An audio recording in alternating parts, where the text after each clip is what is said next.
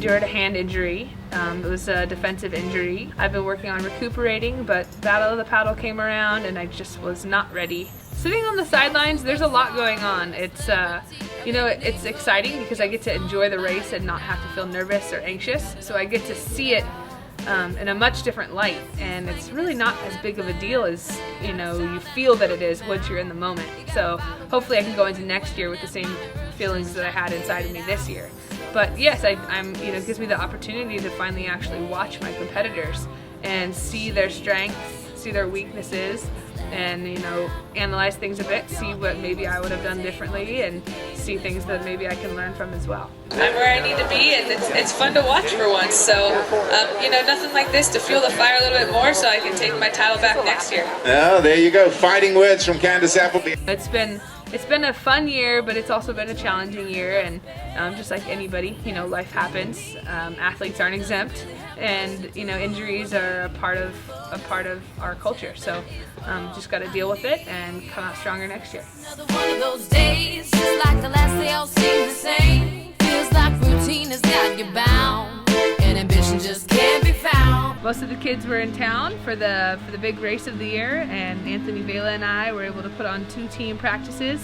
The performance paddling competition team is a group of kids that Anthony, Vela, and I have selected from around the country. They're kids that we've watched at races over the past few years. They're very dedicated to the sport. Not only are they great athletes and very talented, but they have great sportsmanship, and they treat their parents and their peers with respect when they're at events. Not only are they great athletes and have, you know, great attitudes, they all have to keep a particular GPA, do good in school, and lots of them compete in other sports. And we get to see the abilities of these young kids with stand-up paddle at such a young age. None of the top competitors were paddling when we were little like that, so it's pretty neat to see them take it on so quickly and see the things that they learn.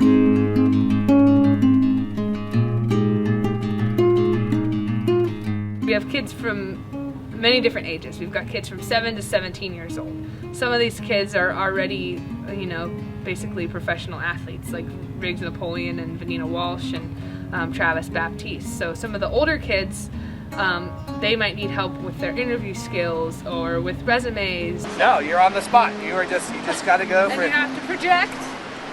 No ums, likes, or does. Yeah, no, an or like, you're automatically disqualified. This summer, I went to Florida and I went to an alligator wrestling show. I had to go on a fan boat ride, and there were alligators really close to our boat, so it was really cool. 10 seconds. What? Hey, nope, you don't win. Yes! Sorry. No! Sorry. Now, and it's fun, and I like it, and I just learned a whole bunch of things. It was awesome. So yeah, and I went with my brother Joe and Jeff Erickson. Winner!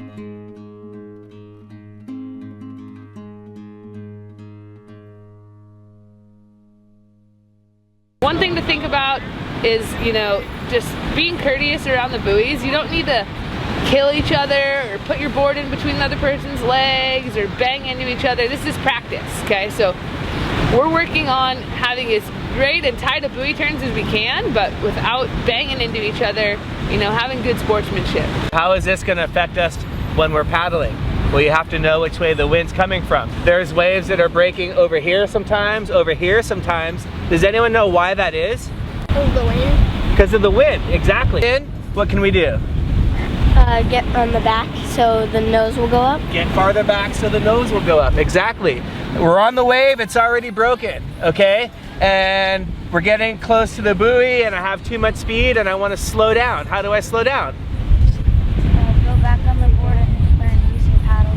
Go back on the board, get the nose up, and use your paddle to brace, okay? So these are common theme for the day, is getting back on the tail of your board, and how quickly and how efficiently and good you can do that. And you guys, we all do it great in flat water, but this is where it's really gonna test you. How good are your buoy turns in the wind, and how good are you gonna be able to surf in the wind?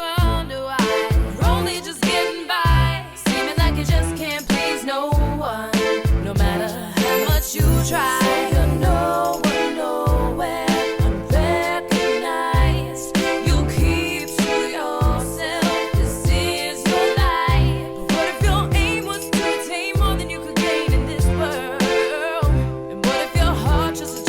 If you fall off your board, either on a wave or going out or doing a buoy turn, turn your board first, whatever direction it needs to be facing, as fast as you can.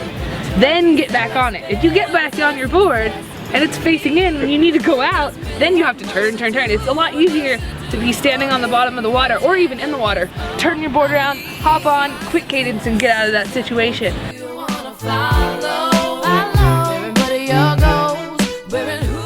It was pretty awesome to see all of the kids so happy after the race at the Battle of the Paddle. I think every single kid got on the podium. They're all great kids. They go and give it their all, and they represent their sponsors and their families and even us very well. So we're really excited.